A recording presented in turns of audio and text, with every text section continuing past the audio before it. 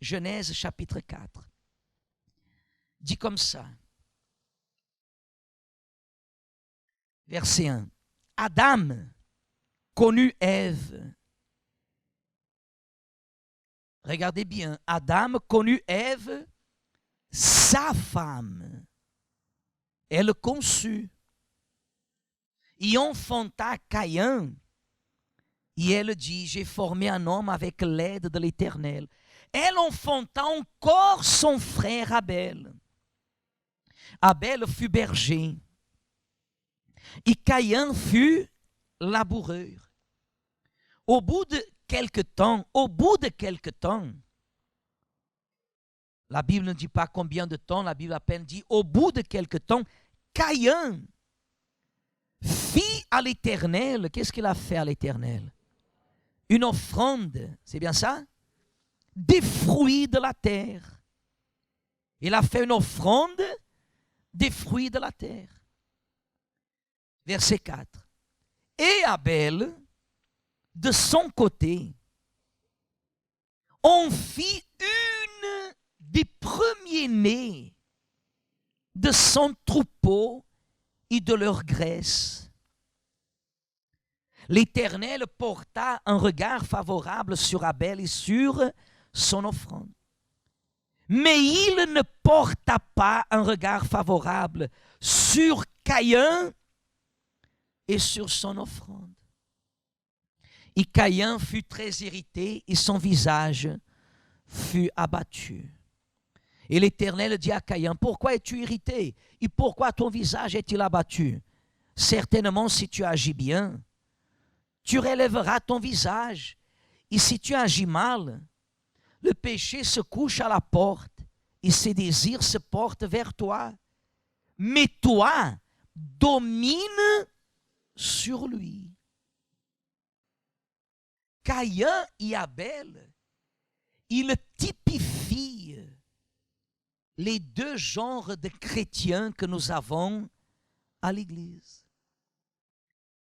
Il y a des chrétiens Caïn et il y a des chrétiens Abel.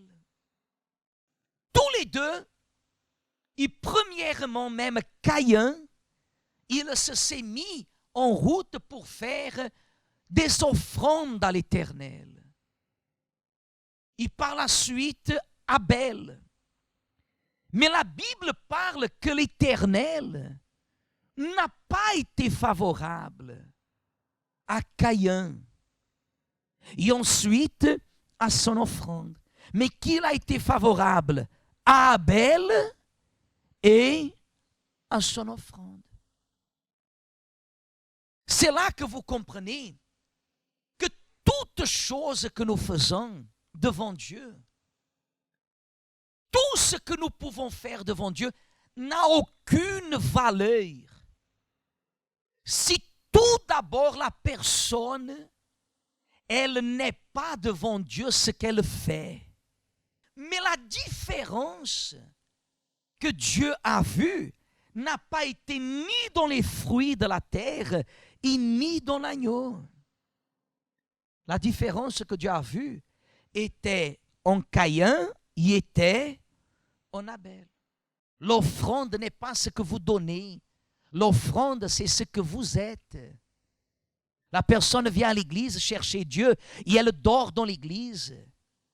Des fois, la personne, elle travaille et elle court à l'église pour venir et elle arrive déjà en retard. Oh Dieu, je suis en retard, pardonnez-moi. Mais des fois, la personne, elle sort de chez elle à 17h pour venir le culte à 8h et elle arrive encore à 8h15. C'est une offrande, église. Quand vous venez à l'église et on gagne des habitudes dans les églises, de penser que nous sommes tous des frères et sœurs. Et avant le culte, nous sommes venus chercher Dieu. Mais avant le culte, on perd du temps avec le blablabla. Blablabla, on parle de tout et n'importe quoi. On parle. Ah, maintenant, le culte arrive, c'est mieux d'entrer. Ça, c'est votre offrande. Ça, c'est votre offrande. Quand on te dit comme ça, parlez avec Dieu, priez à l'Éternel, et vous commencez à prier, et vous ouvrez la bouche. On sait combien de dons vous avez, combien de caries même il y a là-dedans. Hein? Parce que la personne, elle ouvre tellement la bouche. Ça c'est votre offrande, maman. Ça c'est votre offrande, madame. Ça c'est votre offrande, monsieur.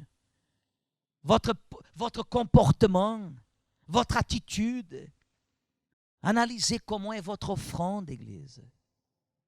Analysez si vous êtes une personne qui a véritablement pris la décision de faire des bonnes offrandes. Le meilleur, le caractère des personnes, conflictueuses, bagarreuses. La personne, elle n'a pas, elle est arrogante dans sa façon de parler, dans sa façon de s'exprimer. Elle ne sait pas donner l'amour, le vrai amour. Elle ne sait pas donner. Et c'est ça que Dieu aime, Église. C'est ça que Dieu aime.